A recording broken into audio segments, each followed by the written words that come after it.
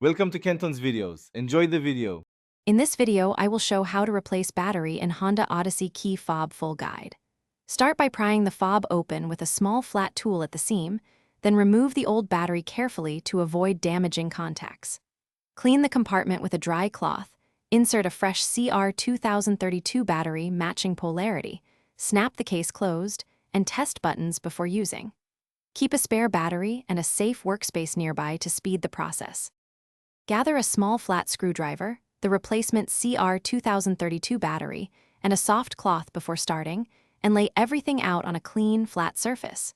Remove any rings or jewelry to avoid scratching the fob, and work over a tray to catch tiny parts.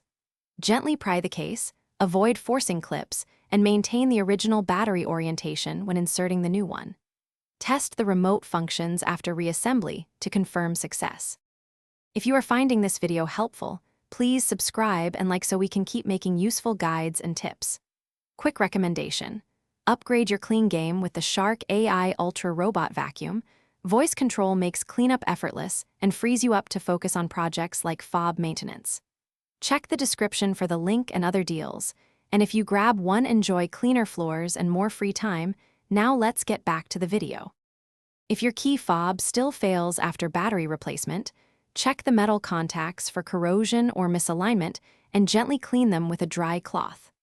Verify the replacement battery is a genuine CR 2032 and seated correctly with the plus side visible if required. Test the fob next to the vehicle and try the spare key if available. For persistent issues, consider dealer diagnostics or professional reprogramming to restore full remote functionality. Thanks for watching. Consider subscribing if we helped you.